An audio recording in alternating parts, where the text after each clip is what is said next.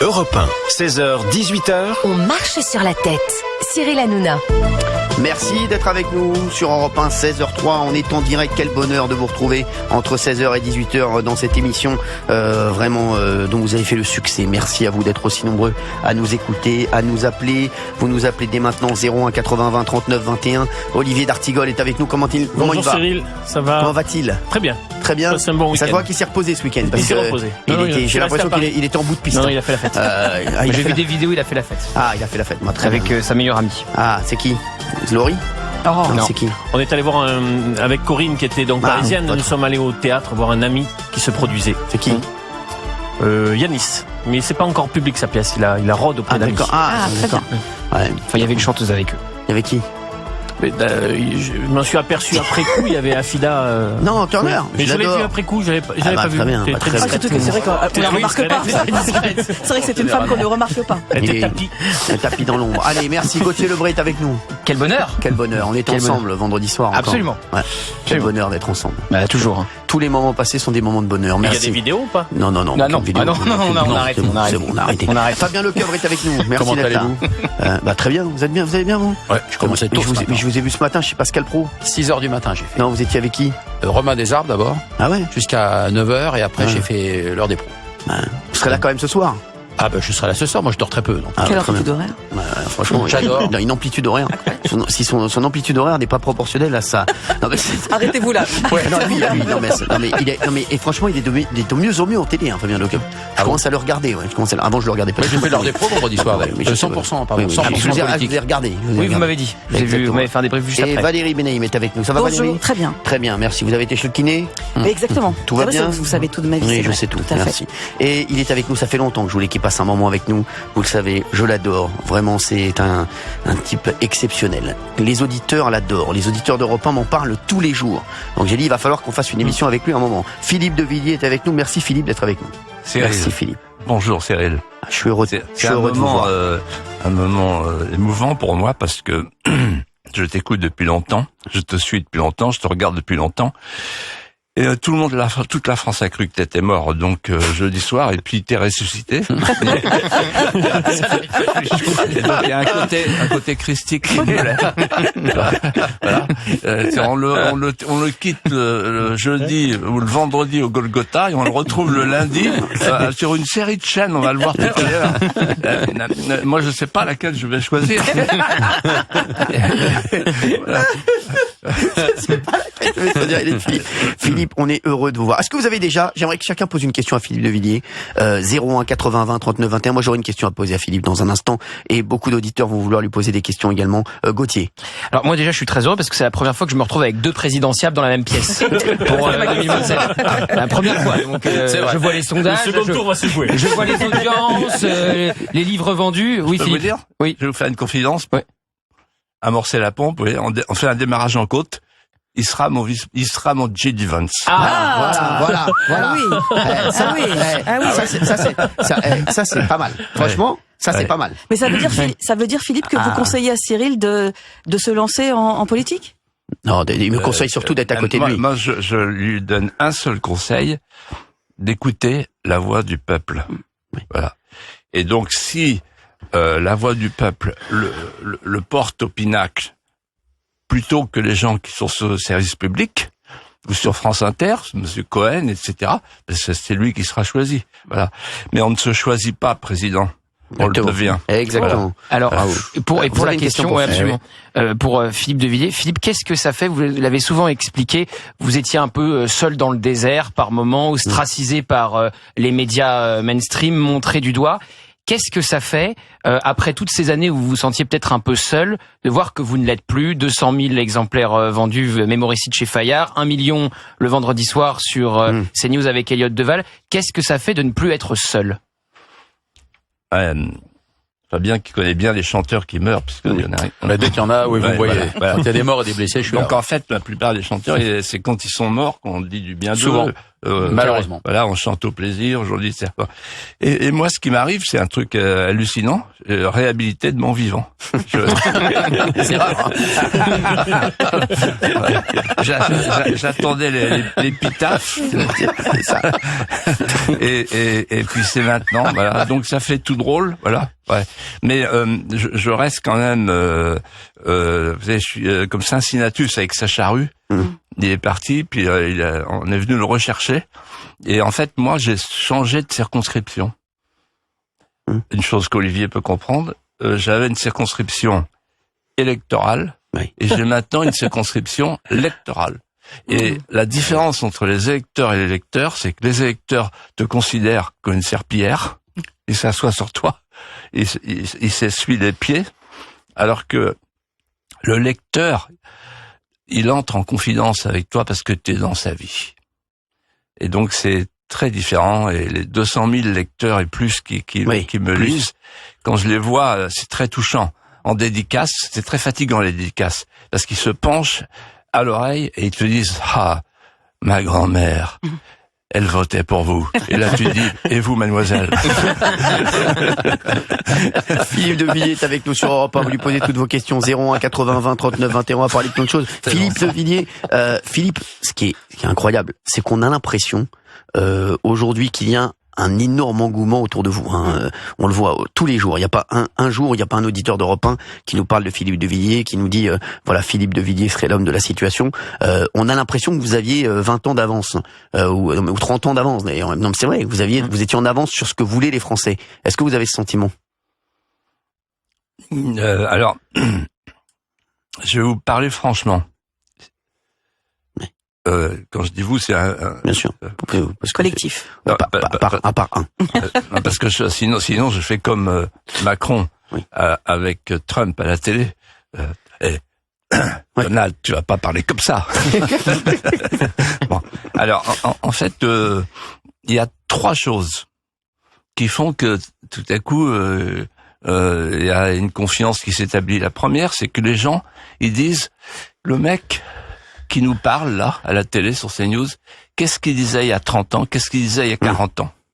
Et comme on sort les archives, il dit, ah, mais sur Maastricht, il dit la même chose. Sur, voilà. Ça, c'est donc la cohérence dans le temps.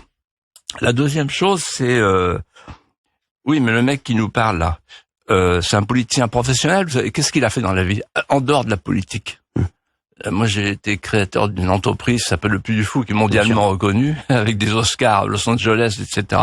Bon, d'ailleurs, je me demande comment j'ai fait ça, mais bon, voilà. Bon, et du coup, quand on a fait quelque chose, on est cru, on est écouté. Et puis, troisièmement, un truc dont on parle quand on se parle, Cyril, souvent, c'est l'amour de la France. Oui, en fait, c'est quelque chose que tu peux pas prouver. C'est quelque chose que tu as en toi, une manière voilà, d'appartenir au pays, voilà. Et en fait, je vais vous faire une confidence. En fait, cette émission que je fais tous les vendredis, je viens.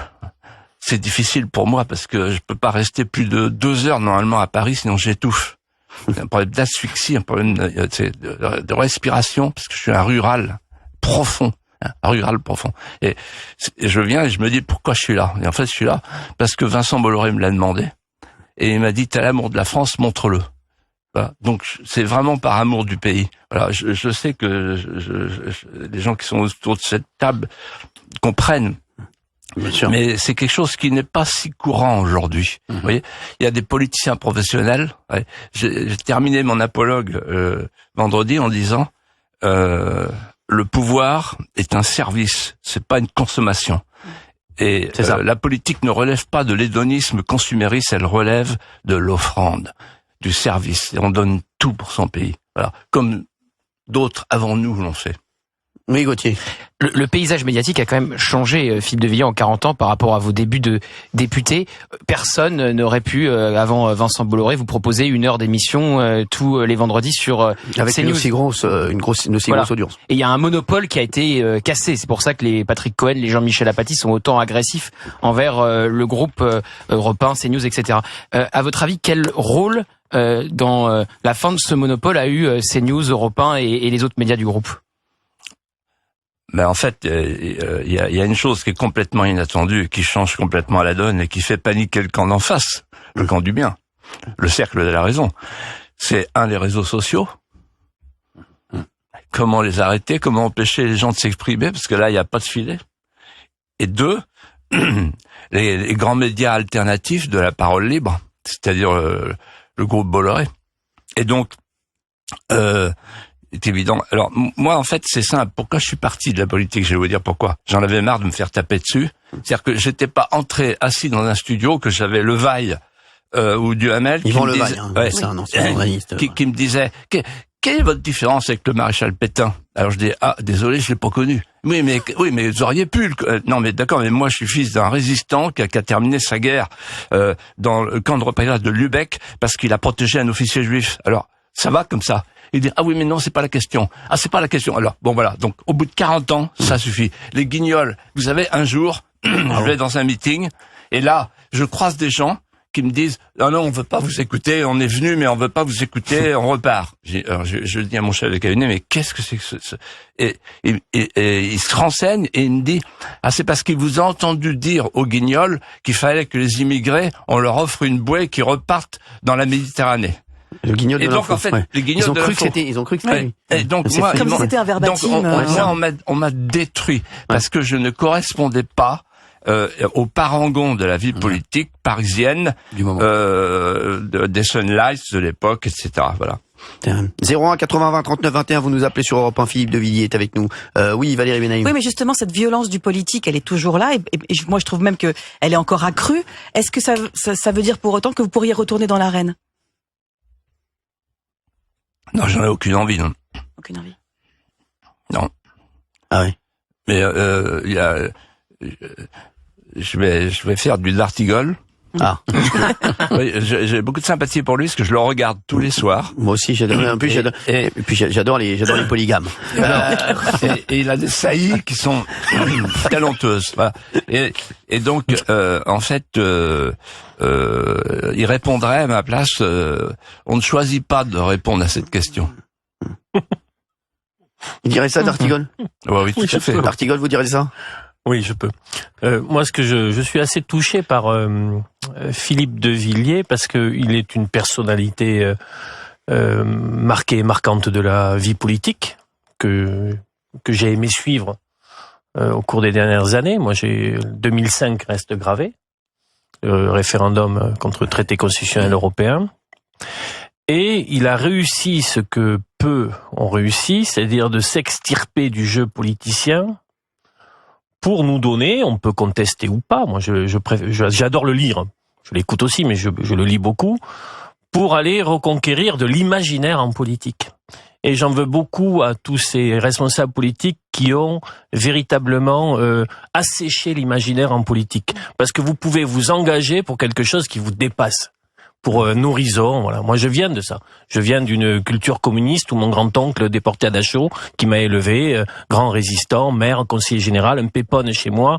Quand il parlait, il avait un récit formidable. Et je voyais des aventures qu'il nous donnait en partage. Donc, Philippe de Villiers a réussi ça.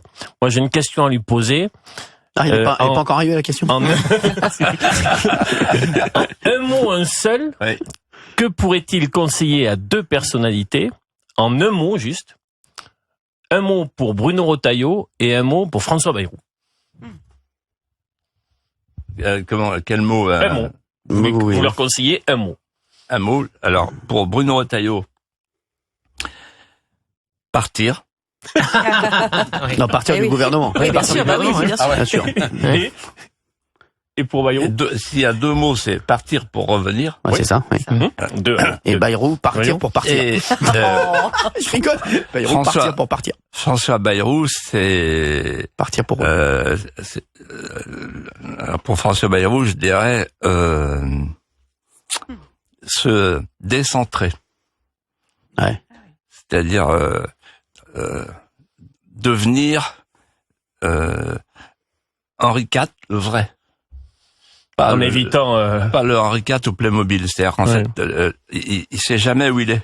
Je le connais depuis très très très longtemps. Et d'ailleurs, il y a une chose qui m'a touché, c'est que en fait, vous avez fini par avoir de la sympathie pour lui à force de voyager dans l'avion avec lui. Ouais, c'est incroyable. Il est comme ça, Olivier. Donc, regardez, là déjà, regardez là. Et vous allez voir qu'il va terminer à droite. Hein. C'est sûr. Ah bah là déjà là, on sait plus, on sait plus trop où il est. Vous savez, on sait plus où est son cœur, on sait plus où est sa tête. Se décentrer. 01 80 20 39 21. Vous nous appelez sur Europe 1. On a déjà une auditrice qui est avec nous, Justine des Ardennes. Bonjour Justine, merci d'être avec nous sur Europe 1 dans On marche sur la tête. Bonjour. Bonjour. Bonjour Monsieur Devilliers, je suis très honorée de vous avoir au téléphone. Et j'avais une question concernant en fait un parallèle que je pourrais faire avec votre livre Mémoricide que j'ai lu. Et j'aurais voulu savoir si de votre côté vous trouvez que l'arrêt justement de la chaîne C8 et en l'occurrence de l'émission de Cyril Hanouna pouvait être considéré vraiment à proprement parler comme un mémoricide justement. Ah, c'est une bonne question. Magnifique question. Ouais. Oui. Alors, oui, tout à fait. D'abord, je définis le mémoricide. C'est ça, oui. Le mémoricide, c'est une mémoire atrophiée. Et je reprendrai le mot d'Olivier sur l'imaginaire. Un peuple vit avec un imaginaire. Une mémoire atrophiée, ça veut dire que on pratique l'amnésie des grandeurs et l'hypermnésie des lâchetés. Mais naïf. On va écoute. Et donc une mémoire pénitentielle, voilà.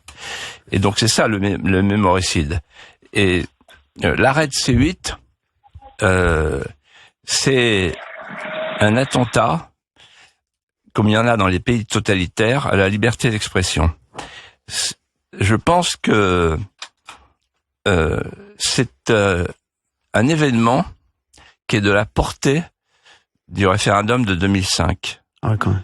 C'est-à-dire que en 2005, sans que les politiciens s'en aperçoivent, le traité de Lisbonne, qui a consisté à dire au peuple ferme ta gueule, on va faire tout autre chose, et de toute façon on va reprendre la Constitution européenne que vous avez rejetée.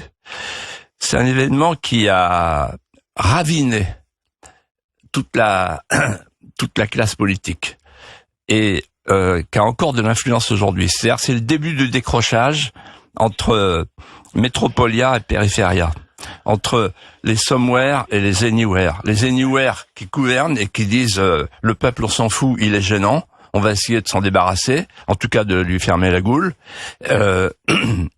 Et puis les somewhere qui habitent quelque part et qui se sentent désemparés.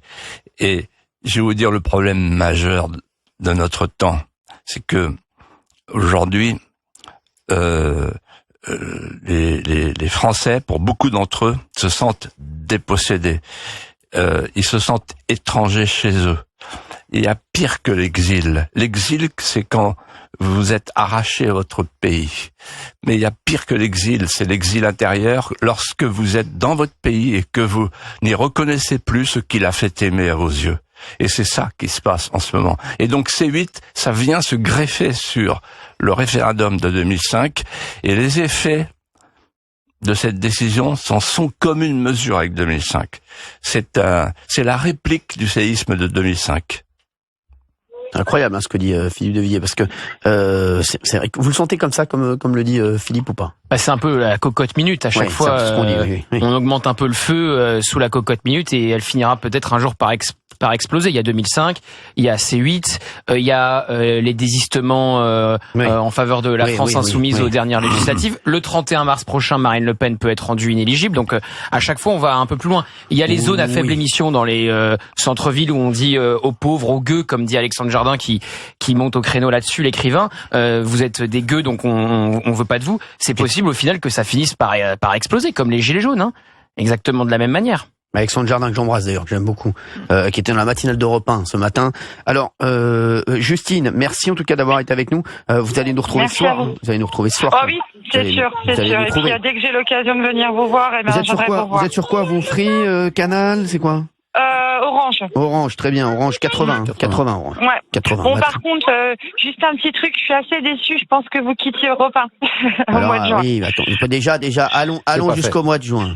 Allons jusqu'à fin juin, Justine. On verra après. Hein, pour l'instant, voilà. Je suis super contente que vous continuez, mais c'est vrai que je suis un petit peu déçue. Mais courage à vous et merci à toute votre équipe. Pour l'instant, on est là. Je vous fais de gros bisous, Justine. Merci.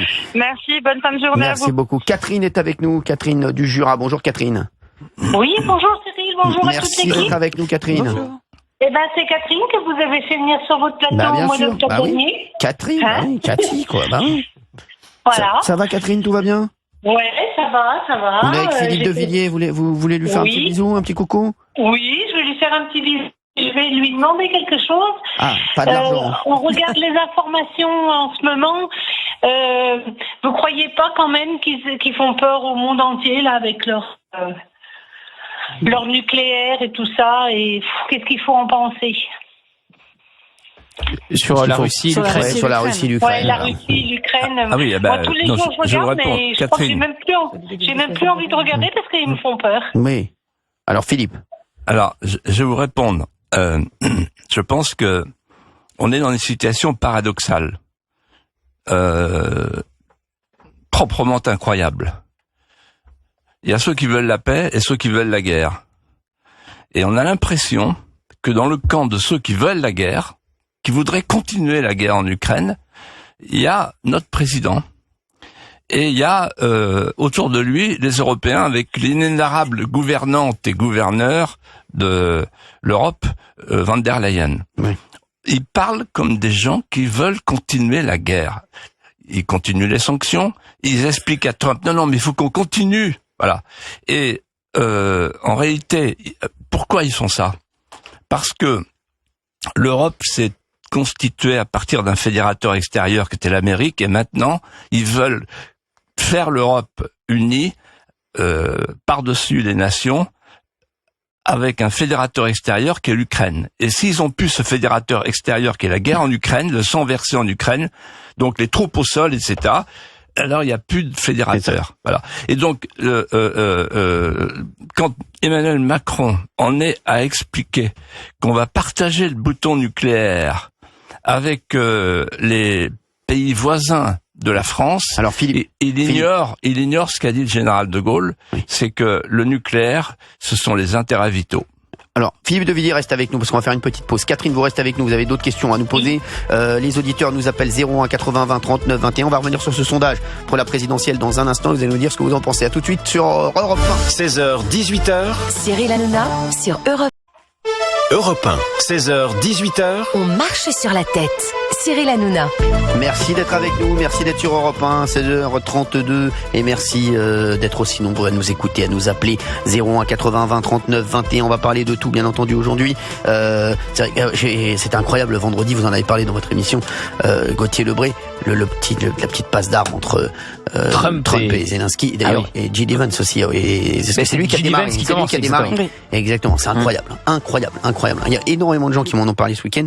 Et c'est dingue comment ça a été traité dans les différents médias. On va en parler dans un instant. Oui, parce qu'il y a un traitement médiatique assez manichéen dans la plupart des médias. Le gentil Zelensky et le très très méchant Trump. C'est parfois un peu plus complexe que ça. Ou le gentil Trump.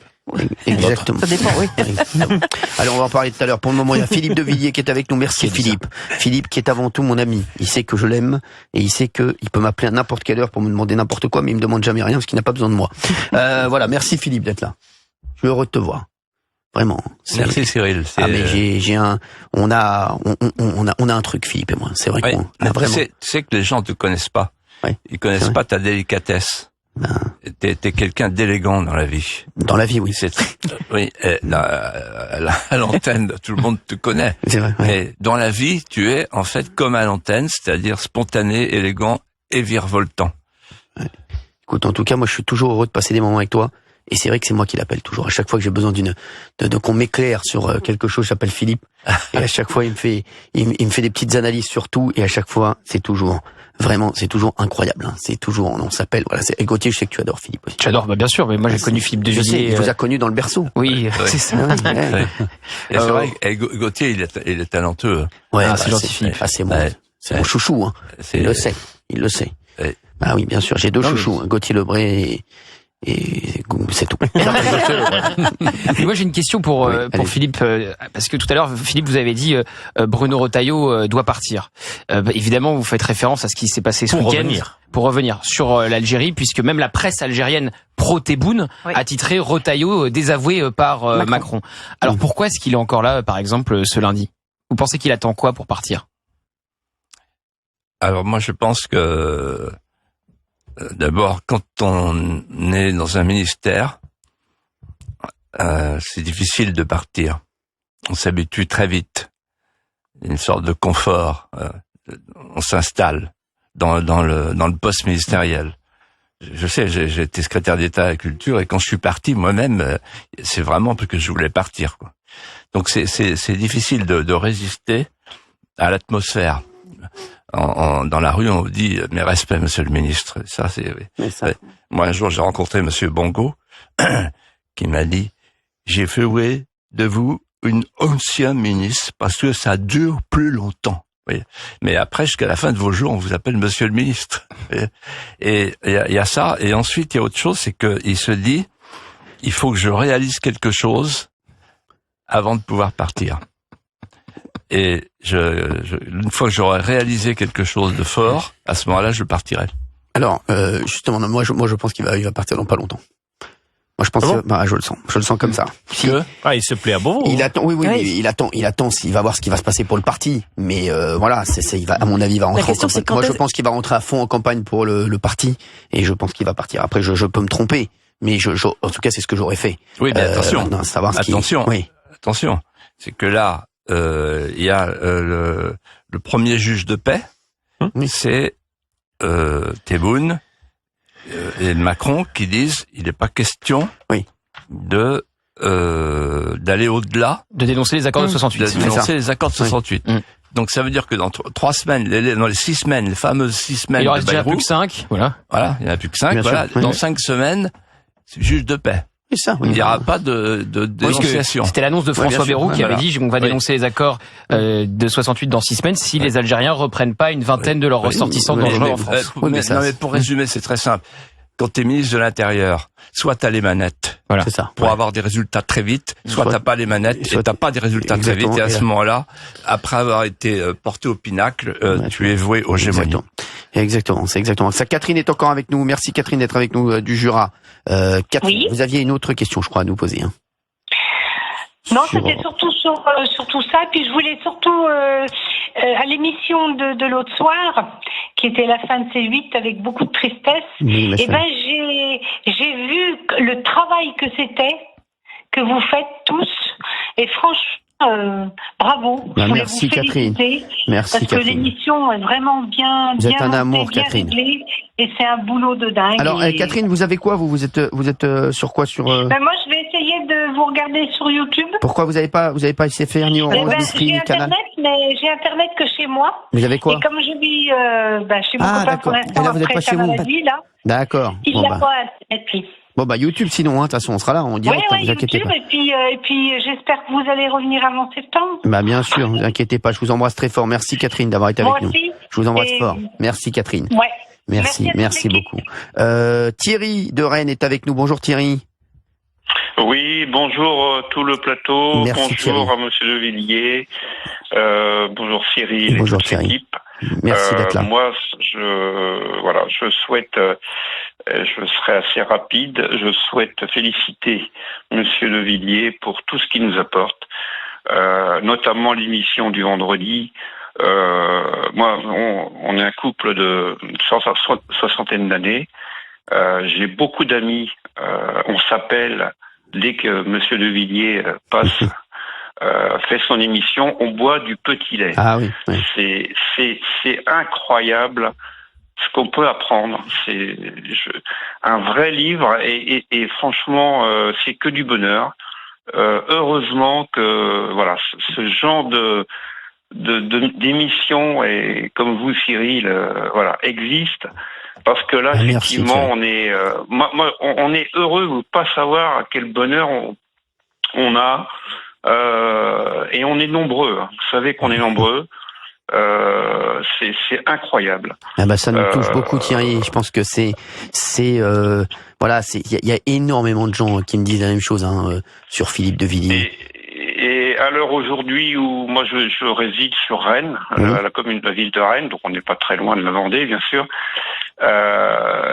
Quand je vois d'ailleurs tous les non-dits qui sont faits sur la ville de Rennes et c'est bizarre, tout ce que vous pouvez nous apporter, c'est incroyable. Thierry, incroyable. justement, j'étais à Brest moi ce week-end. J'étais à Brest ce week-end. Et il y a beaucoup de gens de Rennes qui sont venus me voir et qui m'ont énormément parlé et qui m'ont dit que Rennes c'était catastrophique pour eux, ce qui se passait au quotidien. Ils sont venus vraiment me parler. Beaucoup de gens sont venus me voir. Beaucoup de Rennais sont venus me voir. Rennes, ils sont malheureux. Rennes, ouais. Ils sont malheureux. Pour résumer, c'est pas de vague. Voilà. C'est ça, voilà. C'est pas de vague. C'est-à-dire que il se passe énormément de choses. Oui. Et donc, la maire de Rennes. C'est une disciple d'Anne Hidalgo, la maire de Rennes. Oui, voilà. Oui, tout à fait. On est d'accord. On est d'accord. Donc, pas de vague, tout va bien. Et voilà. Enfin, et quand on entend vos émissions. Thierry, c'est pas de vague, tout va mal. C'est pas tout va bien. C'est plutôt ça. Tout à fait, voilà. Tout à fait. Oui, et franchement, vos émissions, ça nous redonne. On se dit, voilà, on n'est pas les seuls à penser certaines choses. Et on a vraiment besoin de tout ça. Donc, bravo à Monsieur de Villiers. Moi, je dis, Philippe de Villiers, c'est un peu le brother in arms, le fer d'armes qu'on aimerait avoir dans la difficulté. Justement, Philippe, est-ce que vous voulez dire un petit mot à Thierry? Oui, d'abord, merci de votre délicatesse. Je suis très touché et un peu confus même parce que je mérite pas tout ça, ces compliments. En fait, je ne fais que mon devoir. J'essaye de rendre sur le tard tout ce que j'ai reçu de mon papa, de ma maman, de mes ancêtres. Je suis appartiens à une vieille famille de soldats français qui, depuis 1066, en fait, paye l'impôt du sang. C'est sa forme d'impôt. C'est la grandeur et servitude militaire. Et donc moi aussi je cherche à payer mon impôt du sang, c'est-à-dire donner aux Français et surtout à ceux qui sont dans la détresse un peu du bonheur que j'ai eu la chance d'avoir dans mon berceau et un peu du bonheur que ma famille, que mes racines, que ma Vendée m'ont donné. Voilà. Et en fait, la vie est un hymne pour ceux qui veulent aller vers les enchantements de l'âme, c'est-à-dire les vraies racines. Voilà. Et quand je pense à Rennes, à votre ville, je pense aussi à tout ce qui se passe en France. On a vu tout à l'heure les informations sur ce qui s'est passé à Dijon, une médiathèque a été brûlée.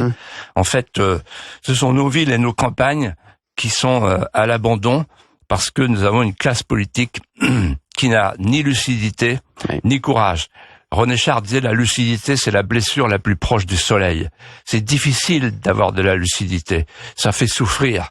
Mais nos politiciens, c'est la décadence en fait. Nos politiciens n'ont pas de vision, ils n'ont pas de lucidité et ils n'ont pas de courage. Solzhenitsyn, quand il est venu chez moi, à un moment donné, je lui parle de l'intelligence française. Et il me dit, oui, l'intelligence française, oui, on la connaît dans le monde entier, l'intelligence française. Mais ce qui vous manque à vous, il s'énerve et il ajoute, ce qui vous manque, c'est le courage. Exactement. Ouais, exactement. Oui, je suis complètement d'accord. Exactement. Tout à fait d'accord. Mais le manque de courage nous amène là où on est aujourd'hui. Je vous le dis, il y a énormément de choses qui auraient pu être faites.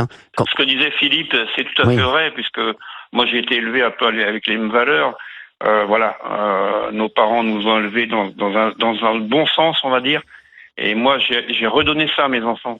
Et je retrouve, la même chose parce que il y a une continuité dans les générations.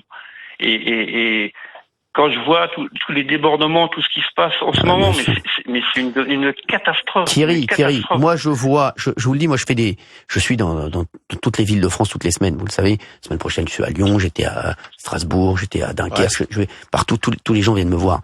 Les Français aiment leur pays, mais ils sont tristes, ils sont malheureux de voir l'état de leur pays actuellement. Et moi, ça me rend malheureux de les voir comme ça, je vous jure. Les gens viennent me voir, ils sont malheureux. Ils aiment leur pays, ils savent plus quoi faire, ils n'ont pas de solution, et ils voient bien que le pays est laissé à la dérive. Et c'est, Philippe de Villiers vient de le dire à l'instant, le problème c'est le manque de courage. Le manque de courage, on a l'impression qu'on laisse filer, tout est dans l'air. Il n'y a aucun problème qui est réglé, tout est dans l'air. Oui, mais Cyril, alors il faut aller plus loin. Dans l'analyse, qu'est-ce qui se passe? Qu'est-ce qui s'est passé? Pourquoi on est comme ça? Qu'est-ce qui nous est arrivé? La réponse, elle est simple. Il y a un moment donné, pour moi c'est au moment de Maastricht, les élites françaises, politiques, économiques, culturelles, spirituelles, nos élites sont devenues des élites mondialisées, pour reprendre le mot de Chevènement. C'est-à-dire que nos dirigeants ont considéré que la nation n'avait plus de sens, qu'elle n'avait plus d'utilité, qu'elle n'avait plus de résonance, et qu'il fallait maintenant tout traiter sur un marché de masse à l'échelle mondiale, et que par le doux commerce et l'état de droit, on allait remplacer les racines, les attachements vitaux, les nations. Et voilà le résultat. On en est là. Regardez, c'est extraordinaire ce qui se passe avec nos politiciens. Ils passent leur journée à nous expliquer que les Ukrainiens ont raison d'être souverainistes, nationalistes, patriotes. Mais dès que vous dites que vous êtes un souverainiste français, alors on vous traite de fasciste.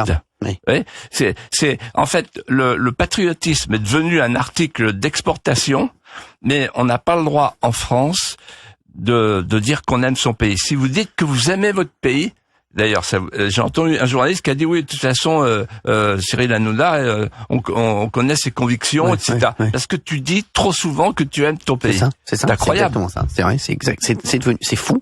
Quand on dit qu'on aime le pays, quand on dit qu'on aime le drapeau français, c'est suspect. Mais c'est suspect. C'est ça qui est fou. Quand on sort le drapeau français, que c'est pas pour un match de foot. Exactement. C'est ça. Ouais. Oui, c'est fou. Tout à fait.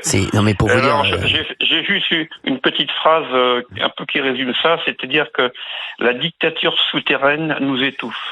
Oui, c'est vrai. Et je pense que la liberté de penser est en danger, puisque dès que l'on, on s'exprime sur certains sujets, on est forcément un facho. C'est ça. Et c'est grave, c'est très grave. Et je crois que Cyril vous en parlez régulièrement, tous les jours. Bien sûr, tous les jours. On est toujours dans ce truc-là. On ne peut plus s'exprimer. Et c'est très, très grave. Très grave. Heureusement que vous êtes là, et heureusement Monsieur De Villiers est là aussi pour porter la bonne parole. Et je vais vous dire, c'est vrai que moi je suis heureux d'avoir des amis comme Philippe, avec qui je peux échanger. Voilà, et c'est vraiment c'est un bonheur. Et je vous le dis, heureusement qu'il a son émission et qu'on a un groupe qui peut permettre à Philippe De Villiers d'avoir une émission qui cartonne au départ. L'émission, vous croyez qu'elle a été lancée pourquoi? Elle a été lancée parce que on veut donner la parole à tout le monde ici. Et qu'on s'est dit, et les dirigeants se sont dit, on va donner la parole à Philippe De Villiers une fois par semaine. Mais qu'est-ce qui s'est passé derrière? C'est que les Français, c'est une émission qui est une hebdomadaire. Une hebdomadaire, les gens ont tout de suite trouvé où aller chercher la parole qu'ils voulaient entendre. Et toutes les semaines, c'est des records d'audience qu'il bat, Philippe De Villiers. Les records d'audience, vous croyez quoi? Les téléspectateurs, c'est leur choix, c'est comme un vote. Ils votent pour Philippe De Villiers tous les vendredis soirs. Philippe De Villiers, il bat des chaînes hertziennes. Et 5 premières chaînes, voilà, pour vous dire. Mais il se passe quoi? Il se passe que les gens, ils ont envie de choisir ce qu'ils ont envie de regarder, pour qui ils ont envie de voter, ce qu'ils ont envie d'aller voir au cinéma, ce qu'ils n'ont pas envie d'aller voir, ce qu'ils ont envie d'écouter à la radio. Et ils en ont marre de ces donneurs de leçons qui leur disent ah bah non, Philippe De Villiers ou Cyril Hanouna, non, sur Europe 1, c'est pas bien, c'est attention. Mais les Français, alors, ils détestent qu'on leur dise ce qu'il faut qu'ils fassent. Vous voyez bien, jeudi, on a fait 4 millions de téléspectateurs. Oui. Pourquoi aussi? Parce que les Français détestent qu'on leur dicte ce qu'ils doivent faire ou pas faire. Et là, en ce moment, ce qui est en train de se passer, c'est qu'il y a une minorité, vraiment c'est une minorité qui est de plus en plus minoritaire en plus, qui emmerde une majorité, qui est de plus en plus nombreuse. Et c'est fou. Mais on a l'impression que c'est eux qui dirigent tout. C'est vrai, c'est eux qui dirigent tout, c'est eux qui sont au poste clé. Donc forcément, c'est eux qui dirigent à la fin, alors qu'ils représentent une minorité de Français. Voilà, on le voit. Vous croyez que c'est facile de marcher en hebdo sur CNews? Croyez-moi, n'importe qui, il aurait fait 200 000 téléspectateurs. C'est ce que je disais ce matin chez Pascal Praud. Je disais, les sujets que traite Philippe De Villiers, que traite Pascal Praud, qu'on traite, les sujets, l'actualité, on va pas l'inventer.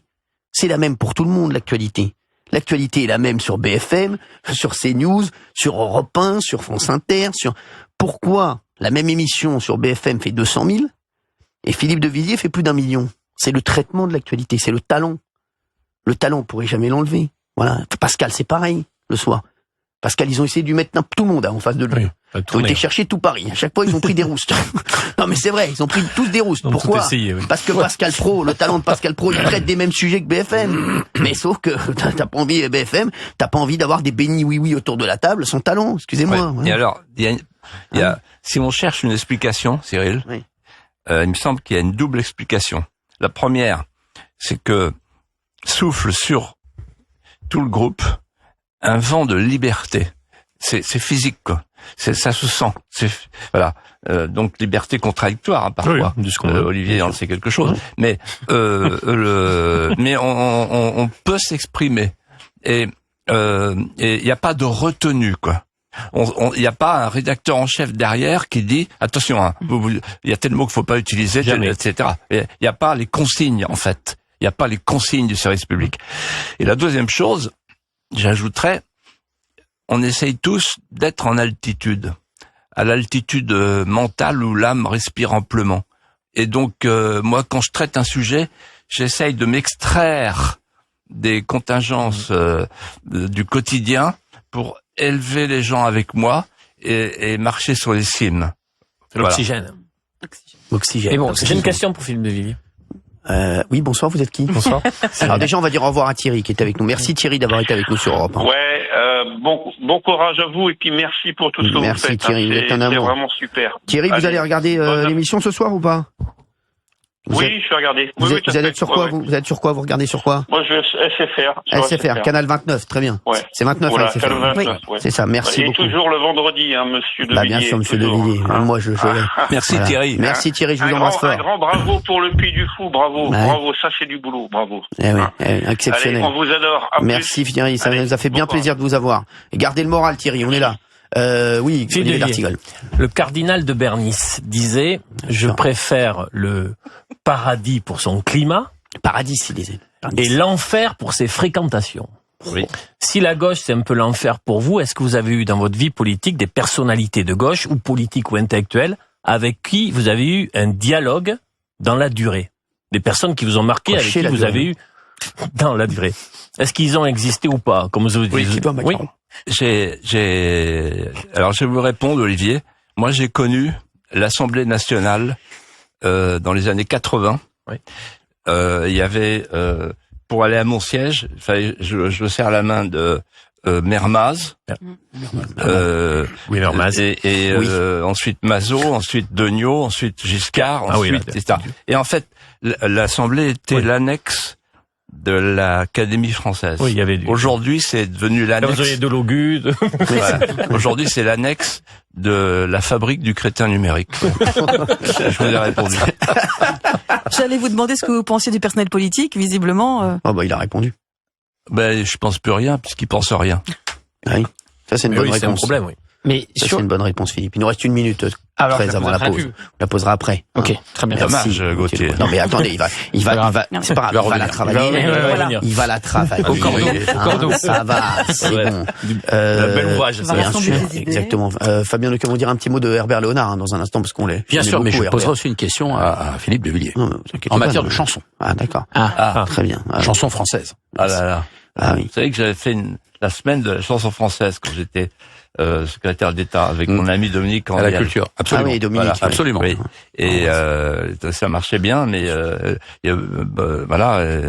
Les quotas étaient. Vous savez que moi j'avais un chanteur quand j'étais jeune, quand j'allais à Saint-Malo à Roténeuf. C'était qui? Et c'était Alain Barrière. La Kem. Ah oui, je connais bien. Ma vie, quel long le chemin. Vous aviez 15 ans quand il a sorti Ma vie. Vous aviez 15 ans, c'est la chanson de vos 15 ans. Merci Fabien Lecoeur. On en parle dans un instant. Vous restez avec nous sur Europe 1. Vous nous appelez 01 80 20 39 21. On va parler du sondage qui est paru dans le Figaro. Sondage fiducial, IFOP fiducial pour le Figaro et Sud Radio. Et puis on parlera bien entendu de tout ce qui s'est passé, toutes les réactions encore sur la fin de ces 8. Et à tout de suite sur Europe 1. Europe 1, 16h-18h, on marche sur la tête. Europe 1, 16h, 18h. On marche sur la tête. Cyril Hanouna. On marche sur la tête sur Europe 1. Il est 17h03. Olivier d'Artigol est là. Olivier, bonjour, présent. D'Artigol est là. Il est là. Gauthier Lebray est là. Affirmatif. Affirmatif, très bien. Valérie Benaïm est là. Toujours, avec plaisir. Très bien, merci. Ah, et Fabien Lecoeur vient d'entrer. Voilà, il fait des petits pas, mais il arrive. C'est l'essentiel. L'important, c'est qu'il soit là. Et il y a mon ami Pascal Pro qui est en régie, là, j'adore. Voilà, Pascal qui est là, s'il veut nous parler de la régie, il n'hésite pas, bien entendu. Et Philippe de Villiers est avec nous aujourd'hui sur Europe 1. Vous pouvez lui poser toutes vos questions, 01 80 20 39 21. Comment ça va, Philippe? Vous êtes heureux d'être avec nous? Je suis comblé et en plus heureux de voir Pascal à travers la vitre de l'aquarium. Bah oui, Pascal est derrière, là, il est en régie, il est avec nos équipes. Ça va, mon Pascal? Bonjour les amis. Ça va, mon Pascal? Bon, on a passé notre petite nuit. Je me suis réveillé avec toi, mon Pascal. Je vous ai trouvé d'abord. J'ai eu beaucoup de retours sur votre émission ce matin. Parce que beaucoup de témoignages, beaucoup de gens vous ont trouvé pertinent, merci, d'habitude, mais touchant et très intéressant, évidemment, pour défendre C8 et puis vous attendre ce soir. C'est vrai que j'ai été frappé combien cette émission avait suscité beaucoup de témoignages positifs. Merci mon Pascal. Voilà, on est avec Philippe, là on est bien. Et c'est vrai que vous êtes allé au Puy du Fou ou pas? Alors justement, je dois y aller, mais à chaque fois j'ai eu des petits soucis. L'an dernier, j'ai pas pu y aller parce que voilà, je devais y aller et puis voilà, j'ai eu un petit souci familial, il le sait, mon Philippe, mais j'y retournerai dès que je serai en vacances parce que là, je devais être en vacances, mais je ne suis pas du tout. On pourrait peut-être y aller ensemble cet été. Franchement, ouais, ça c'est fort. Parce qu'on peut aller entre le 5 et le 12 juillet. Eh ben voilà, on peut y aller ensemble. Eh ben vas-y. On y va ensemble. Allez, on le note parce que là, je vous invite. Oui. Non, Philippe, non. Ah non. Alors là, j'insiste. Vous payerez votre place, vous payerez votre entrée. Ma place. C'est moi qui invite. D'accord. Voilà. Mon Pascal, tu sais qu'on t'aime, merci d'être avec nous. T'as vu Gauthier Lebray? Gauthier Lebray, mais il est là, je l'ai vu vendredi soir. Oui. On était ensemble, c'était bien. On était ensemble vendredi soir, on était bien. Hein. Oui. Il est parti sans payer, c'est ce qu'ils m'ont dit d'ailleurs. Oui, mais ça, c'est monnaie courante. Merci Pascal. On est sur Europe 1, merci Pascal d'être venu nous voir. Ah, franchement, je l'aime. Pascal, voilà, c'est quelqu'un d'exceptionnel aussi. Vous savez ce qu'il a? Il a le talent. Et quand on a le talent, on est heureux de la réussite des autres. C'est vrai. C'est un intuitif, un instinctif. Oui, mais surtout, c'est ça. Et puis, il a un talent exceptionnel. C'est ce qu'on dit en foot pour Pascal Pro. Dites-moi. C'est dribble court. Ouais, dribble court, c'est un dribble court, dribble long, il sait tout faire. Hein. Non, mais c'est vrai que c'est voilà, moi c'est ça qui. Non, mais il pivote sur lui-même en permanence. Regardez comment il fait avec Olivier. Il pivote, oui. Et Pascal, je suis avec Olivier là. Moi, je m'entends très bien avec Olivier, beaucoup mieux que vous. Olivier d'Artigol. Oui. Bon, moi, j'ai aucun problème avec Olivier d'Artigol. Venez, Pascal, venez. Tiens, venez, Pascal, on va parler du sondage. Allez, j'aimerais bien qu'on parle du sondage avec nos auditeurs. 01 80 20 39 21. J'aimerais bien qu'on en parle avec Philippe de Villiers et j'aimerais bien qu'on en parle avec Pascal Pro d'Artigol et toute l'équipe. Alors, Gauthier Lebray, vous allez nous débriefer. Il y a un sondage. Alors moi, c'est un ami qui me l'a envoyé hier, un grand chef d'entreprise qui me l'a envoyé en exclusivité hier. Tiens, Pascal, viens avec nous, Pascal. Tiens, c'est Philippe. Et là, il y a une belle table. Hein. Alors, là, on est bien. Quel casting. Quel casting. Là, franchement, là, il y a un beau casting. Là, c'est les Trois Mousquetaires. Il y a un beau casting sur Europe 1. Là, vraiment, merci Pascal. Court, je sais pas ce que ça veut dire. C'est dribble court. Il est agile. Il va vite. On disait ça au FC Nantes de Ramon Muller.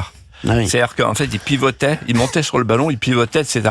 Et dans son émission, Pascal est capable de faire des dribbles courts. Il va très vite. Je trouve simplement, il est trop méchant avec Olivier. Non. Un peu. Non, mais là où vous avez raison, et je lui ai dit l'autre jour, il ne faut jamais élever le ton. J'adore Olivier, et puis parfois, le fait est dans l'émission qu'on dit des choses. Non pas qu'on pense pas, mais dans la forme qui pourrait être plus doux. Mais oui, c'est l'amitié que j'ai pour lui, c'est combien il est indispensable à notre petit théâtre, comme je dis souvent, et j'ai beaucoup d'affection et d'amitié pour lui. Mais je vais vous dire, moi, Philippe, Pascal, moi, franchement, ce que j'aime, moi, c'est la sincérité. Mais c'est ça qu'on voit, c'est tout. Pascal, Pascal, il est sincère. Olivier, il est sincère. C'est ça qu'on veut. Non, mais franchement, vous croyez que vous marchez pourquoi? C'est ce qu'aiment les gens aussi. Ils sentent la sincérité dans cette émission. Voilà, et ils savent très bien qu'après, vous allez vous rigoler tous les deux en coulisses et que tout va bien se passer. Mais c'est ça qui est incroyable. Aujourd'hui, il se passe rien en télé. Il ne se passe rien. Écoutez-moi, il ne se passe rien. À part, comme on l'a dit, il faut y aller à Salamé où il se passe quelque chose, on va dire la vérité. Il y a Pascal, il y a Philippe, il y a CNews, voilà, parce que CNews, je trouve qu'il y a d'énormes talents sur CNews. Le reste, il se passe rien en télé, excusez-moi. En tout cas, c'est vrai que c'est convenu et c'est sans doute pour ça que les gens viennent nous écouter parce qu'ils ne savent pas forcément ce qu'ils vont entendre. Alors qu'il y a beaucoup d'émissions, ce week-end par exemple, que j'ai écouté. On savait ce qu'on allait entendre. Voilà. Mais Pascal, voilà. Des exemples? Oui, mais écoutez, franchement, j'ai écouté des émissions ce week-end qui ont fait le débrief de ce qui s'est passé entre Trump et Zelensky. C'est insupportable, excusez-moi, c'est insupportable. On dirait qu'on leur a tous fait leur texte, on dirait qu'il y a un texte dans l'ascenseur. Voilà les éléments de langage. Les mecs, ils le mettent dans l'ascenseur de l'établissement. Voilà, vous savez ce qu'il faut dire, vous avez les éléments de langage. Hein, voilà. C'est le méchant. C'est insupportable. Trump, oui, pas là, d'abord le méchant Poutine, le très méchant Poutine, le méchant Trump et le gentil Zelensky. Le papier de Philippe était formidable, les va-t-en-guerre et les va-t-en-paix, avec ce que vous racontez quand Poutine vous parle, c'est absolument formidable, parce que quand vous dites que ces gens-là manquent de culture historique, ne savent pas ce qu'est l'Ukraine, ne savent pas ce qu'est Moscou, ne savent pas ce qu'est la Russie, oui, bien sûr. Non, mais c'est ça. Mais aujourd'hui... Mais le drame, en fait, qui vous sert, parce que vous avez du talent, c'est qu'en fait, par rapport aux années dont on parlait avec Fabien il y a quelques instants, ça vaut aussi pour la chanson, ça vaut pour le journalisme, ça vaut pour la politique. Nous vivons un effondrement mental, un juin 40 mental. Et dans tous les domaines, et du coup, les gens vont chercher la qualité, ils vont chercher l'excellence.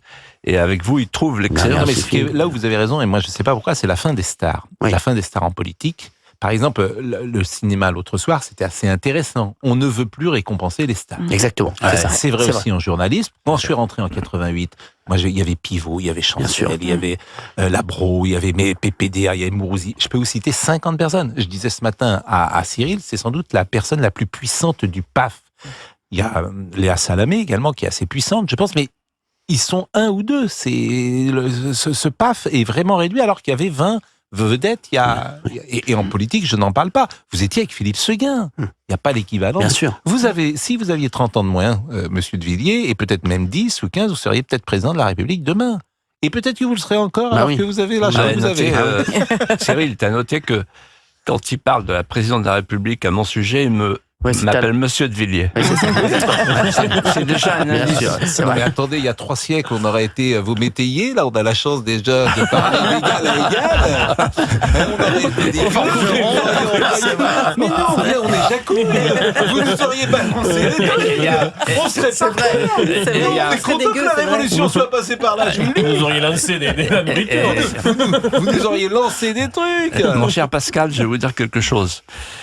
Si il y a 30 ans, j'avais accepté ce qu'on m'a proposé de devenir président du FC Nantes, vous auriez peut-être été entraîneur des minimes. Ça me fait plaisir, ça. Merci, ça, c'est sympa. Et voilà. Alors que franchement, il faut mettre président de la République, vous mettez entraîneur des minimes. Non, mais c'est vrai, la fin des stars en politique, c'est intéressant. Pourquoi ? Pourquoi, quoi? La fin des stars en politique. Il y a plus de stars parce que c'est très simple. Tout à l'heure, je parlais de l'annexe de l'Académie française, l'Assemblée nationale. Les années 80. Dans les années 80. Qui étaient ces gens? C'était les élèves des hussards noirs de la République. C'est-à-dire qu'ils avaient reçu dans leur enfance, à l'école de la République, dans le cadre de la méritocratie, un bagage énorme, un bagage immense, un bagage d'intelligence et de sensibilité, puisqu'à l'époque, on instruisait, c'était les disciplines de la connaissance et les disciplines de la sensibilité. Et donc, on avait les élèves des hussards noirs, c'est-à-dire la génération de l'après-Péguy. Voilà. Et ça donnait des gens qui avaient une voix de stentor, qui prenaient le lutrin à 2 mains, et qui disait comme Giscard, sous cette verrière où le peuple nous attend, etc. Mais c'était formidable. Je vais vous laisser. Pascal, ça y est, c'est le mot de trop. Il y a les minimes à entrer. Gilles Verdez à chaque Un jour, il y a Robert-André Vivien, vous vous souvenez? Oui, évidemment. Il est là, il prend le train à 2 mains, il dit, Monsieur le ministre, si vous refusez de durcir votre sexe, alors ce n'est pas possible. Il s'aperçoit. Il dit de votre texte.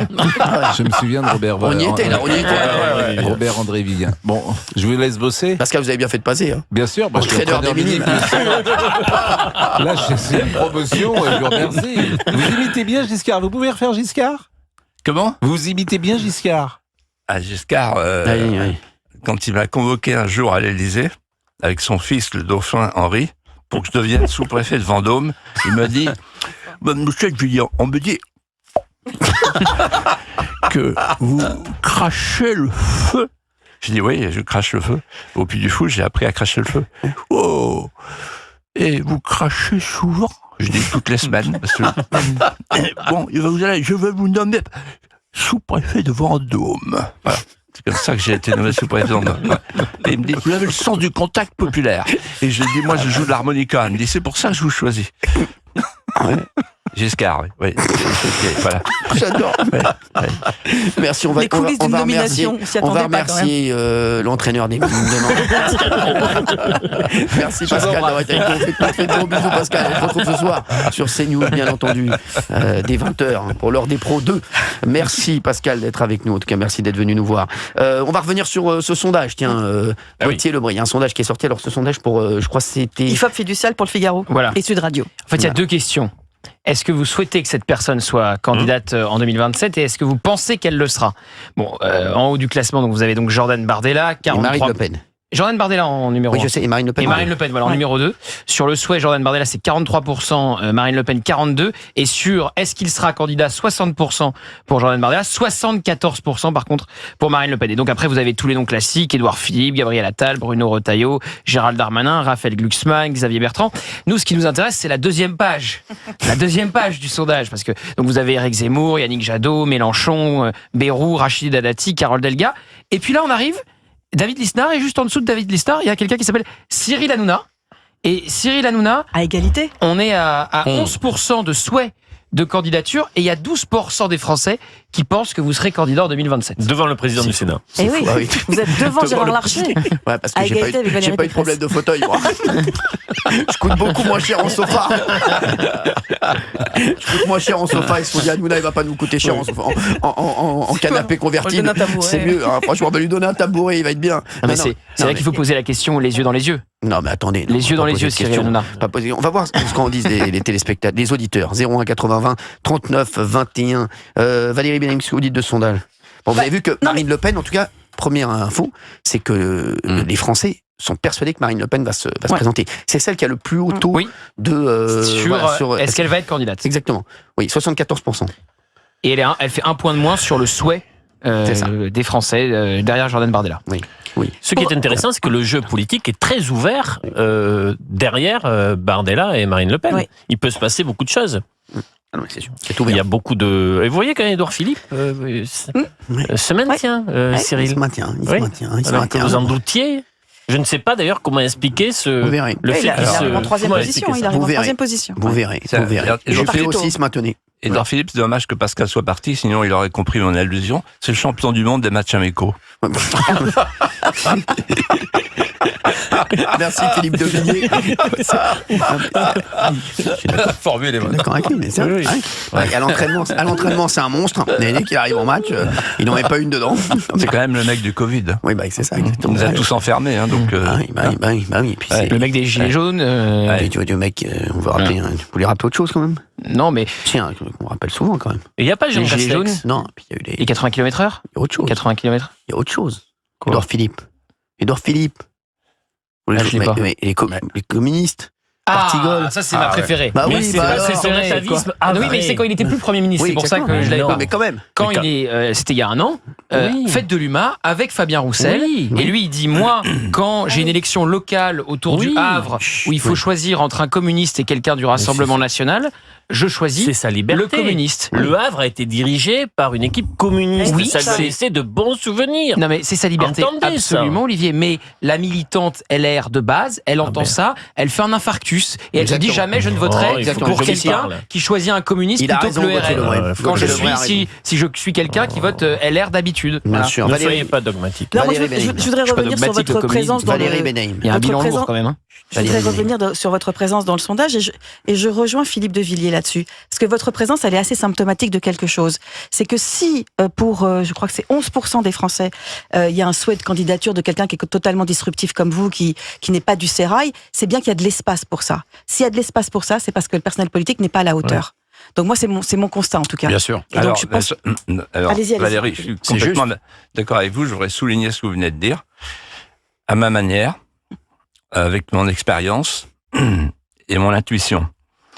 Je pense que la présence de Cyril à ce niveau qui est haut, sans avoir commencé sa campagne, ça signifie de manière négative un ras-le-bol du monde politique en général qui n'a pas pu résoudre nos problèmes, mais aussi une aspiration à la francité. C'est-à-dire qu'en fait, les Français se disent, on veut quelqu'un qui, par son instinct, par tout le mouvement de sa personnalité, nous donne le sentiment d'aimer la France. Et, alors que nos hommes politiques aujourd'hui, en général, ils aiment l'Europe, ils aiment un système global, ils aiment... quand ils parlent, on comprend pas très bien ce qu'ils disent. Ils sont tous sortis de l'État profond. On a l'impression qu'ils sont tous sortis de l'État profond. Ce sont des Saint-Simoniens. Ils veulent une cité sans frontières, mais sans racines. Alors que Cyril, lui, quand il parle, on comprend tout ce qu'il dit. Et surtout, on comprend que c'est une âme de feu. Voilà. Merci, en tout cas, merci Philippe. Fabien, vous vouliez ajouter quelque chose? Merci Philippe. Fabien Lecoeuvre, oui. Oui, moi je veux revenir sur la chanson parce que je sais que ça lui tient à cœur. Philippe de Villiers. On parle de chanson, on parlera de ça après. Ah, vous voulez qu'on parle sujet, on va faire à 17h30. Si vous voulez, bon, Non mais Gauthier, très bien. Ça s'appelle un hors-sujet en dissertation. Mais sans rigoler, mais c'est pas possible. Non mais dites-nous, sinon on va prendre des auditeurs, sinon après on fera la chanson, parce qu'il y a des auditeurs qui veulent réagir là-dessus, qui veulent parler à Philippe. J'écoutais tout à l'heure une auditrice qui disait aussi, j'ai le sentiment d'avoir été invisibilisé par la classe politique. Alors on l'a l'auditrice, l'auditrice, ça a été sur RMC d'ailleurs, c'était chez nos amis des Grandes Gueules, écoutez. Il y a 2000% pour lui, c'est quelqu'un d'extraordinaire. C'est c'est le seul animateur qui s'est préoccupé des handicapés, qui s'est préoccupé des gilets jaunes. Tous les sujets qu'on peut côtoyer tous les jours, c'est le seul à en parler. Il met pas sa religion en avant. On est tous au même niveau. Quand on dit qu'il faut revoir toute la politique, tout le gouvernement là qui gâche de l'argent à tout va, lui il se met pas en avant. Ok, effectivement, il gagne peut-être très bien sa vie, mais il a très bien réussi. C'est quelqu'un qui est proche de nous. Il a fait venir tous les bords politiques. Il y en a. Alors bien sûr, qui est-ce qui veut pas venir, c'est la gauche, comme d'habitude, quoi. Voilà. Mais c'est normal puisque c'est eux qui l'ont mis dehors là avec le Boyard, je sais pas quoi là. Enfin, moi, je trouve que il bousculerait tout le monde. Aujourd'hui, qu'est-ce qu'il a fait Macron pour nous? Qu'est-ce qu'il a fait? Il a rien fait, rien. Alors il sort de grandes écoles, mais il connaît rien à la vie. Il sait pas ce que c'est. Il sait pas ce que c'est, lui, que le 15 du mois, les gens, ils ont plus d'argent. Tous ces jeunes-là, qui est-ce qui a créé le resto du cœur? C'est Coluche. Un mec de la rue, quoi. Un mec qui nous connaît. Voilà, et résultat des courses, Macron, il avait dit qu'il y aurait plus personne dehors. Et ça fait 40 ans que ça dure. Voilà, des Cyril Hanouna, c'est des gens comme ça. C'est des gens qui bousculeraient, qui nous mettraient en avant. Aujourd'hui, tous nos politiques, à part dépenser notre fric à tout va, là. En fait, pour vous, Véronique, Hanouna, c'est le nouveau Coluche, quoi, en fait, c'est ça. Exactement. Véronique est à fond, on embrasse nos amis des Grandes Gueules d'ailleurs, mais c'est vrai que Véronique, voilà, on l'embrasse d'ailleurs, Véronique, franchement, merci à elle. Et c'est vrai que non, mais Valérie, vous vouliez réagir à ce Oui, non, mais ce que dit Véronique, c'est qu'elle s'est sentie invisibilisée. Et qu'en fait, elle a le sentiment que on a infantilisé une partie de la population et que vous leur parlez et que vous les comprenez. Je pense aussi qu'il y avait énormément d'espoir en Emmanuel Macron, surtout en 2017, et que quand il y a énormément d'espoir, la déception est encore plus grande. Et là, la déception des Français, elle est immense. Et là, vraiment, on se rend compte, 8 ans après, que tout a été laissé dans l'air. Il n'y a aucun problème qui n'a été réglé. Et c'est mon sentiment, Philippe, je ne sais pas ce que vous en pensez, mais j'ai l'impression que c'est ça. En fait, les Français vivent, je reprends le mot, une véritable dépossession. Dépossession d'outils de travail. Il n'y a plus de boulot, il n'y a plus d'usines dans nos campagnes. La désindustrialisation, la mondialisation sauvage. Dépossession de leur voisinage. Tout change. Les kebabs remplacent les cafés. Tout change dans l'environnement, dans le voisinage. Et dépossession de leur identité. On leur parle plus de la France. On leur parle de sauver la planète. C'est pas la même chose. Merci Philippe. Oui, Olivier. Pour ce qui m'a Pour ce qui me concerne, j'apprécie le kebab et après je prends mon café. Oui, parce qu'il peut y avoir des kebabs et du café, ça y a aucun problème. Mais ce qui s'est passé, vous l'avez évoqué tout à l'heure, je ne sais pas de quoi le macronisme est le nom au final, quelle trace ça restera dans l'histoire politique française, mais ce que je sais, c'est que ces gens-là ont essayé pendant assez longtemps, ça ne passe plus, d'être à eux seuls le camp de la raison. Exactement. Et ça a rendu les gens fous. Alors on va en parler dans un instant, vous restez avec nous. Vous avez des questions aussi pour Philippe de Villiers et il y a Fabien Leclerc qui va poser sa question. Il y a un exemple là. On va en parler dans un instant. On va en parler dans un instant. Philippe va nous donner l'exemple dans un instant. Vous restez avec nous sur Europe 1, 01 80 20 39 21. À tout de suite pour la dernière demi-heure de l'émission.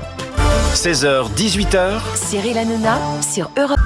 Europe 1, 16h, 18h. On marche sur la tête. Cyril Hanouna.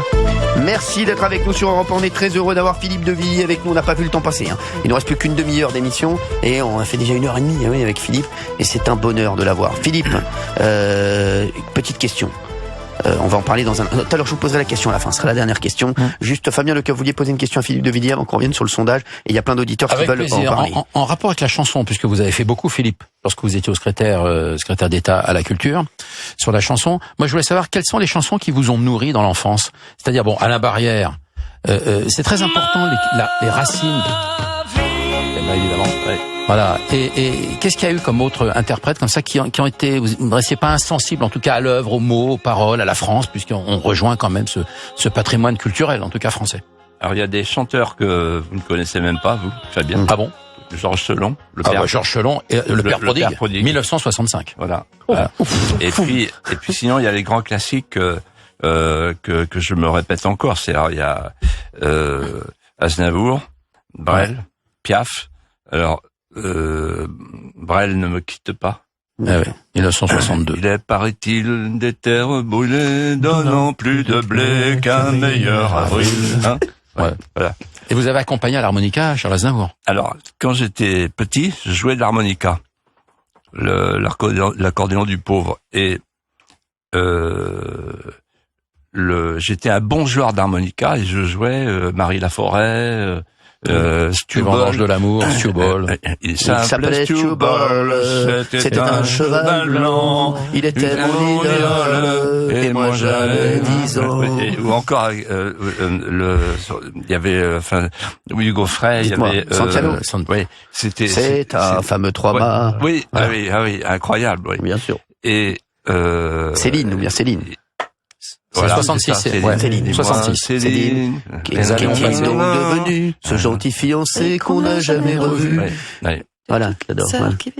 Exactement. Merci Philippe de Villiers, merci pour cette question. Et d'ailleurs, je plains les gens qui... Moi, je plains les gens qui répondent aux questions. J'écoutais Europe 1. Moi, quand j'étais jeune, quand j'étais petit, j'ai écouté Europe 1. Et il y avait, à Europe 1, il y avait, comment elle s'appelait? Je sais plus, celle qui faisait la pub. Il y avait Maurice Bureau.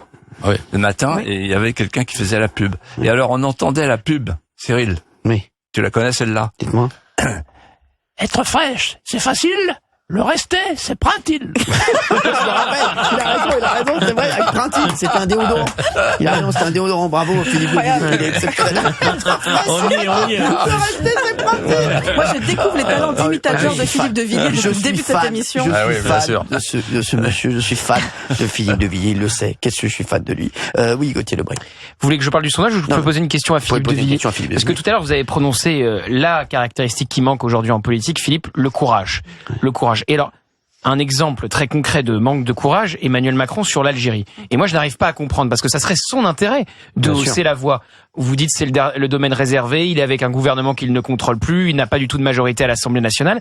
S'il tapait du poing sur la table, s'il dénonçait les accords de 68, il pourrait même gagner des points de popularité dans les sondages, puisque c'est ce que veulent les Français à plus de 70% dans tous les sondages. Pourquoi il ne le fait pas? C'est pas simplement un manque de courage. Qu'est-ce qui fait qu'il ne va pas au bout, alors que ça serait même son intérêt d'un point de vue sondagier? Il y a deux raisons. La première, qui est prosaïque, c'est qu'il est dans la main de Van der Leyen. Parce qu'il veut être un jour président de l'Europe. C'est ça. Et il fait tout ce que Van der Leyen lui dit. Or, l'accord qui est en cours de négociation en ce moment, il porte sur 20% du gaz algérien qui remplace déjà notre gaz russe. Et donc, en réalité, on est pris à la gorge par l'Europe qui est en train de signer avec Tebboune un accord dans notre dos. Et on est obligé de faire attention parce que, par exemple, Barrot a dit le couple de Murville, pas lui, Poche, pas lui, Jean-Noël Barrot, le Talleyrand de Poche. Il avait dit à votre sujet, attention aux influenceurs vendéens. Et il a aussi dit qu'il fallait qu'on fasse attention pour les visas s'accorder avec l'Europe. En fait, ils sont dans la main de l'Europe. Et la deuxième raison qui est plus grave, c'est qu'en fait, Macron, c'est un décolonial. C'est-à-dire que dans sa tête, il expie. Il est comme beaucoup de politiciens qui cherchent à expier la colonisation française. En fait, qui expie la grandeur de la France. Ils sont comme les bourgeois de Calais, vous savez, la statue de Rodin, qui apportent les clés à l'occupant, la tête cendrée, robe de bure et tête baissée. Voilà. Il est dans cette attitude-là vis-à-vis de l'Algérie, c'est-à-dire il s'excuse. Voilà. Il cherche à s'excuser. C'est une France qui s'excuse. C'est une France qui n'existe plus. C'est une France qui a perdu le goût de la grandeur. Et quand je le vois, je pense toujours à la phrase de De Gaulle, le pacte 20 fois séculaire entre la grandeur de la France et la liberté du monde. Putain, on en est loin. Mais comme d'autres, la séduction d'Emmanuel Macron intellectuel sur vous a pu agir à un moment donné. Ah, très bonne question, Olivier. Oui. Ouais, très bonne question. Vous avez dégrisé après? Je suis déstabilisé.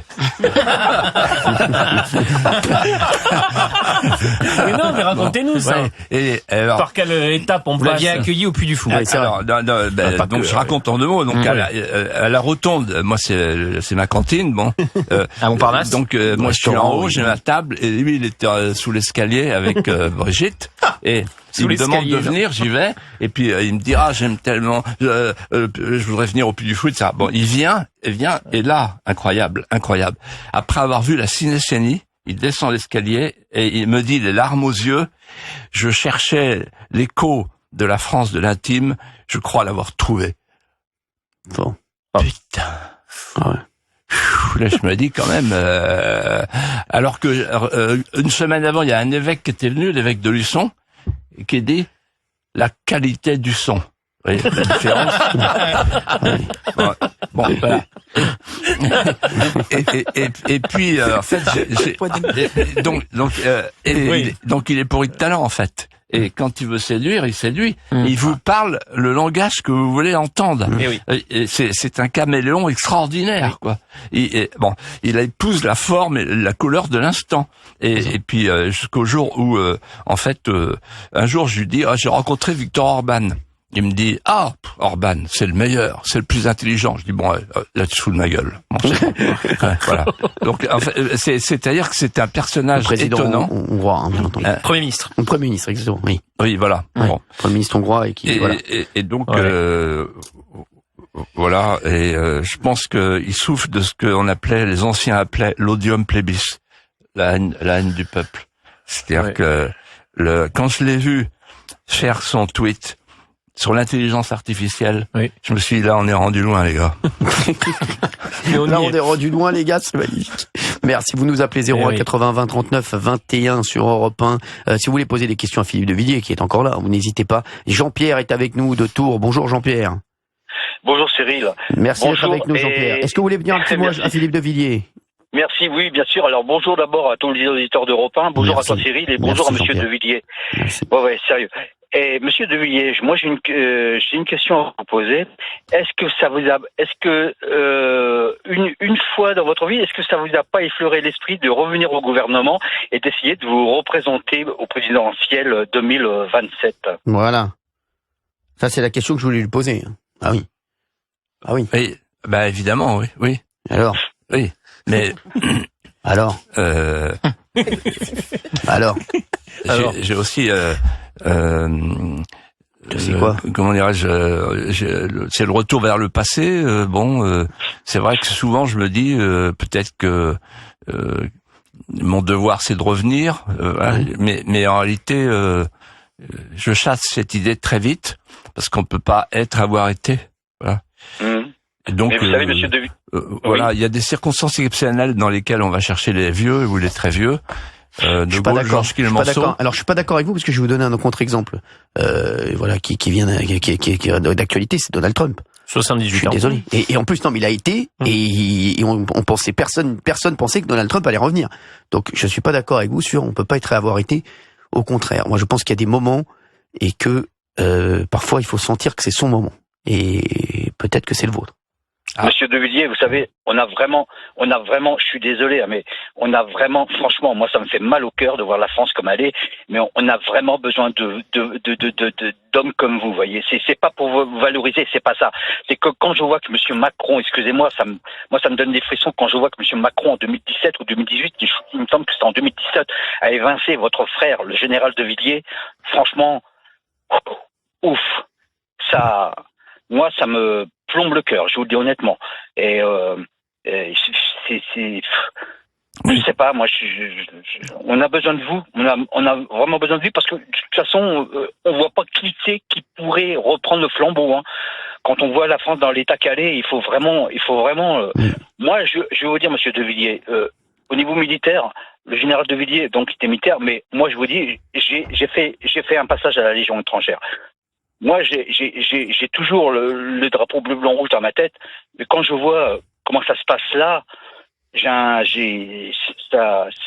on a besoin de gars comme vous, quoi, qui reprennent tout ça en main et que la France rayonne, parce que là, on est vraiment tombé bas, quoi, c'est ça. Oui. Voilà. Alors le problème, c'est que au cours de cette émission, il y avait un autre candidat il y a quelques minutes. C'était Cyril, et donc moi par amitié, par délicatesse, on peut pas. On est entré dans ce studio, il y avait 0 candidat, maintenant il y en a 2.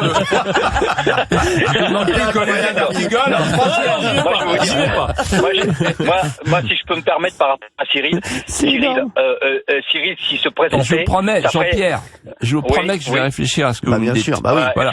Je vais en parler à mon frère, parce que j'ai déjà un chef d'état-major des armées, donc sous la main dans ma famille. Donc ça fera des économies. Vous allez m'en parler aussi ce week-end. Par contre, je vais voir avec Cyril, on va tirer au sort. Ça fait 15 fois que je l'appelle pour lui dire. Hein, c'est vrai ou pas? Oui, c'est vrai. Philippe de Villiers avait une expression pendant la campagne d'Éric Zemmour qui s'appelait le courant profond. Il disait, je sens, il y a les sondages et puis il y a le courant profond. Qu'est-il advenu de ce courant profond, Philippe? Ce qui serait l'envie des Français qu'on n'entend pas et qu'on ne voit pas forcément dans les sondages. Je pense que le courant profond va devenir le torrent profond. C'est inouï ce qui est en train de se passer. Alors c'est quoi le courant profond? C'est les gens qui veulent pas de l'islamistan, qui veulent pas du wokistan, qui veulent pas de l'État profond, qui veulent pas de la cité sans frontières, qui veulent pas de tous ces hauts fonctionnaires qui sont en train de détruire notre identité, notre prospérité, notre liberté. Voilà. Les ZFE, tout ça. En fait, aujourd'hui, quand vous réfléchissez bien, vous savez, Philippe Muret disait la cage aux phobes. Faut pas se planter dans l'expression. Bon. Et, c'est casse-gueule. Hein. Donc vous êtes islamophobe, vous êtes europhobe, vous êtes xénophobe, vous êtes grossophobe, vous êtes, on peut plus parler, quoi. Et aujourd'hui, ceux qui se prononcent pour la paix en Ukraine sont traités d'être des vichistes, des munichois, d'être les nouveaux maréchaux, le maréchal Pétain. Oui, voilà. Mais je vous donne un exemple. Quand Trump a rencontré Macron, quelque chose que personne n'a dit. Et pourtant, moi, ça m'a fait bondir. Il reprend Trump parce que Trump dit oui, on a dépensé 350 milliards de dollars, et l'autre dit non, nous, on a dépensé plus. Ah bon? Heureux de le savoir. Bien sûr, heureux de le savoir. Exactement. Et qui a voté ces crédits? Ah bon? On a donc donné des milliards à l'Ukraine et on savait pas, nous? Incroyable. C'est incroyable. Ça peut pas marcher. Vous comprenez? Il y a un moment donné, le peuple se lève et disent, allez, dehors. Jean-Pierre, vous êtes encore avec nous. Vous voulez rajouter un petit truc? Cyril, je voulais simplement te dire que on a pensé pour la présidentielle pour toi, Cyril. Mais tu sais quoi? Je vais te dire une chose. Je te tutoie, si je peux me permettre. Avec grand plaisir, Jean-Pierre. Après, c'est eux qui se chauffent. Hein, tu sais. Vous avez rien demandé à personne. Moi, j'ai rien demandé à personne.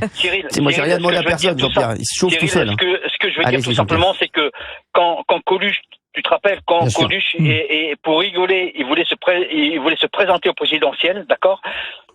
On n'a pas cru au départ et après ils ont commencé à avoir peur, et je veux dire franchement et toi Cyril, si tu avais cette idée-là, parce que je peux t'assurer qu'il y aurait beaucoup de gens qui voteraient pour toi. Tu aurais un score, mais phénoménal.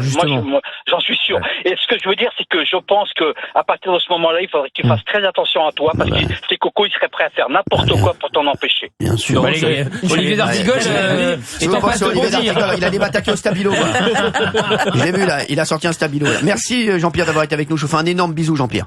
Et merci d'avoir été là. Vous nous rappelez quand vous voulez sur Europe 1, c'est chez vous, bien entendu. Justement sur le sondage, parce que on l'a dit tout à l'heure, donc vous avez 11% des Français qui souhaitent vous voir un candidat en 2027, mais il y a aussi une catégorie oui tout à fait qui répond, et donc il y a oui tout à fait, oui plutôt. Et ce qui est intéressant, c'est qu'il y a 5% des Français qui répondent oui tout à fait pour votre candidature, alors que pour des personnes qui sont mieux classées que vous sur le global du oui, eh bien c'est beaucoup moins. Par exemple, je prends un exemple tout bête, Gérald Darmanin, c'est 4%. Donc c'est 1 point de moins que vous, alors qu'il est plus haut dans le tableau. Donc on voit qu'il y a une adhésion plus forte sur le oui, tout à fait, il faut que vous soyez candidat. C'est intéressant. C'est ce qu'on appelle en sciences politiques la cristallisation. Ça commence à se cristalliser. Et sans programme, pour le moment. Vous n'avez pas de programme. Il y a un slogan. Il y a un nom. Oxygène. On va prendre Marlène qui est avec nous. Marlène de Bruxelles, tiens. Merci d'être avec nous, Marlène. Je suis très impatiente et j'ai une extinction de voix, mais je vais essayer. Ça s'entend pas, Marlène. Bonsoir, monsieur Hanouna, bonsoir, monsieur De Villiers, bonsoir à toute l'équipe. Voilà, je vais essayer de faire court. Je vous appelais pour autre chose, mais si vous voulez. Alors, dites-nous pourquoi. Dites-nous pourquoi vous nous appelez. Vous nous appelez pourquoi? Vous nous appeliez pourquoi, Marlène? Eh bien, moi, je voulais demander à monsieur De Villiers. Allez-y. D'abord, je voulais lui dire quelque chose d'un peu fou. C'est que 9 fois sur 10, j'essaye de repérer les émissions où il est, télé, radio. Si je suis pas là, je les enregistre. Mais après 5 minutes, je coupe. Parce que je suis incapable d'écouter un homme aussi sensé, qui nous veut autant de bien, et de le comparer à ce que nous vivons, et en Belgique, et en France. Et donc, je coupe parce qu'après, je suis démoralisée. Ah oui, c'est incroyable. Ça. Je sais que c'est fou ce que je dis, mais je suis pas la seule. D'ailleurs, rien que d'en parler, j'ai des sanglots dans la voix. Je vous ai écouté pendant toute l'émission. Je suis restée au téléphone, je restais devant la télé au début. Et j'arrive pas à vous écouter, monsieur De Villiers, parce que franchement, on se demande pourquoi il y a des gens qui veulent faire autant de tort à la planète, aux êtres humains, à la population, à son peuple. En Belgique, moi, je suis une bruxelloise, une mucloise de souche. Vous savez où je suis venue habiter? Je suis venue habiter à la frontière, en pleine Flandre, pour pouvoir vivre normalement. Mettre une montre, mettre un bracelet si j'ai envie, rouler avec ma fenêtre ouverte. J'ose pas dire les propos que j'ai entendus, parce que je voudrais pas qu'on me traite de raciste, mais Bruxelles, franchement, pour moi et pour beaucoup d'autres, c'est invivable. Voilà. Alors, ce que je voulais demander au départ... Mais j'ai demandé Marlène. Alors, monsieur De Villiers, monsieur Hanouna et toute votre équipe, je suis choquée, mais vraiment choquée à un point et triste du comportement des journalistes, de parler tout le temps de la guerre et des politiciens. Je vais même pas nommer le chef d'État français. Pour moi, ce personnage, il n'est pas normal dans sa tête. Vous savez, moi, je donnerais pas un bout de terre, je ne voudrais pas un bout de terre contre la vie de mon fils, de mon frère, de mon voisin. Est-ce qu'on sait que tous les jours, on parle de la guerre au lieu de parler de la paix? Quand on parle de la guerre, on a oublié qu'on parle de la vie des êtres humains. Moi, j'ai une famille, ils travaillent, ce sont des Ukrainiens, donc un couple, et ils travaillent depuis plus de 20 ans pour notre famille. Vous savez, dans les villages en Ukraine, il n'y a plus que les grands-parents et les petits et les enfants. Mais ça, d'avant la guerre, parce qu'ils étaient tous ici en Europe, chez nous, à faire les ménages, à faire le bâtiment, à faire les basses besognes. L'Ukraine, les oligarques, ils sont pires que les Russes. Et il n'y a qu'à regarder, c'est le grenier de l'Europe et tous les jeunes hommes, ils sont en Europe pour travailler, parce qu'on leur donne pas du travail là-bas. Et c'est comme ça pour l'agriculture, c'est comme ça. Enfin, je pourrais en parler pendant des heures. Alors, surtout, ne nous laissons pas leurrer. Je ne sais pas combien de centaines de milliers de morts il y a des deux côtés. C'est choquant d'entendre les journalistes parler de guerre, de bombes atomiques, de guerre. Parlons de paix. Et s'il doit abandonner des terres, écoutez, Monsieur de Villiers, vous êtes bien placé pour le savoir. Merci Marlène, il nous reste 1 minute 30. Merci Marlène d'avoir été avec nous. Je voulais juste dire une chose, très vite Marlène, parce qu'il nous reste 30 secondes Marlène, allez-y. Voilà. Allez-y Marlène. Monsieur de Villiers, je vous adore. Monsieur Hanouna, c'est formidable ce que vous faites, mais je ne sais plus comment vous écouter puisque je suis en Belgique. Ah voilà. mais non, nous regardez, mais si, vous pouvez être sur YouTube. Vous pouvez nous regarder. Sur YouTube, bien sur sûr. la Belgique. Bien sûr, dès ce soir. Okay. Allez-y, dès ce soir, on est là dans 20 minutes. Je vous embrasse Marlène, merci d'avoir été avec nous sur Europe 1, je vous fais d'énormes bisous. Merci, je voudrais remercier tous les auditeurs d'avoir été avec nous, on en prendra encore plus demain bien entendu. Je voudrais remercier Philippe de Villiers d'avoir passé ces 2 heures avec nous, merci mon Philippe. Mon Philippe, j'ai l'impression que cette émission va te faire réfléchir. À la suite, vrai ou pas? Bah oui, forcément. Bah, ça fait longtemps que je veux que tu la fasses. Vrai ou pas? Tu sais que je le savais que ça allait avoir cet effet-là. C'est pour ça que je voulais que tu la fasses. Donc on va s'appeler, on se voit vendredi. Non mais ce qui est très très touchant, c'est de voir d'entendre tous ces Français qui sont malheureux et qui en même temps ont un bonheur intérieur, c'est la France quoi. Voilà. Exactement. Et c'est ce qui nous réunit en fait là ici autour de cette table. Voilà. Et moi je suis très heureux et très fier d'avoir participé à cette émission. Merci. J'ai été parfois bousculé. J'ai essayé de faire face comme une coquille de noix dans les mascarés, sur la vague, Philippe. dans l'écume. Merci Philippe. Philippe d'avoir été avec nous tout de suite. C'est Punchline avec Laurent Ferrari sur CNews Europe 1. Merci à vous.